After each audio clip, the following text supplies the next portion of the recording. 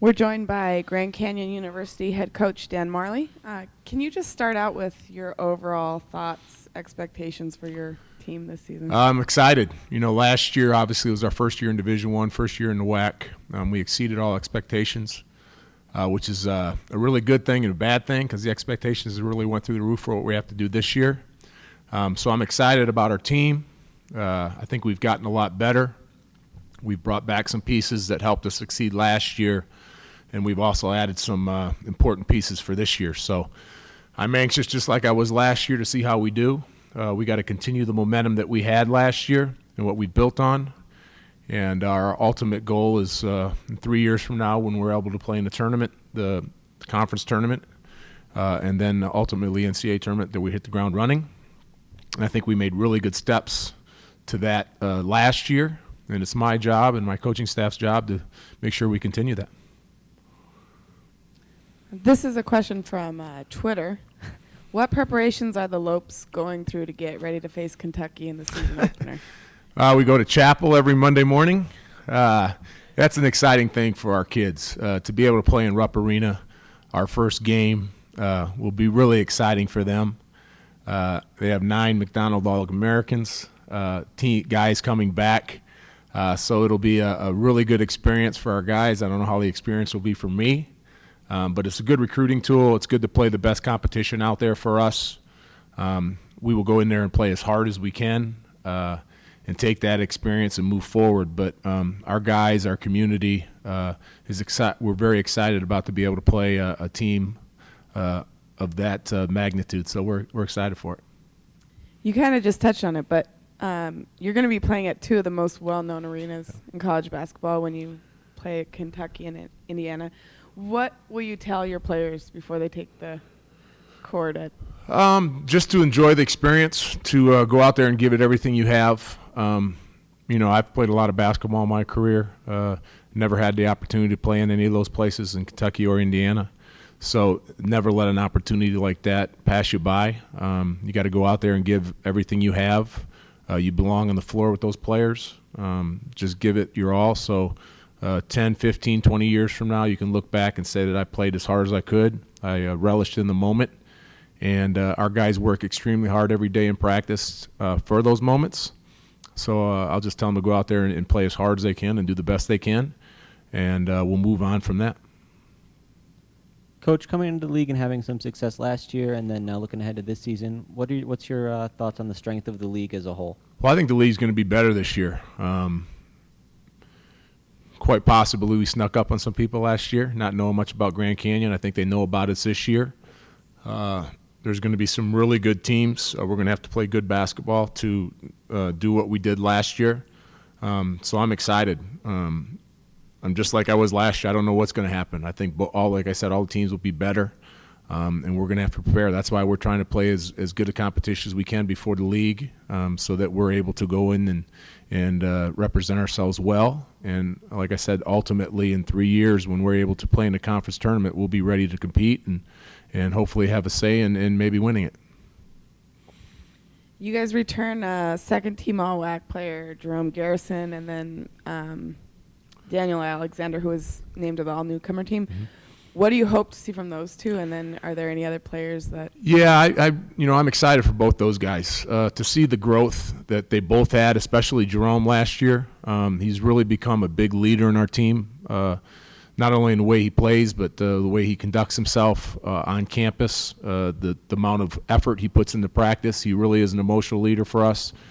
He really bought into what I was selling last year, and because of that, he had a fantastic year. So I know he's excited for his senior year. He's really prepared for it. Daniel's another kid who had to sit out the first semester last year, became eligible, had some success. I've really seen a growth in him this year as far as his attitude, buying into what we're doing and how we play and how we practice. And Daniel's one of those kids who's ultimately really, really talented, can do it all.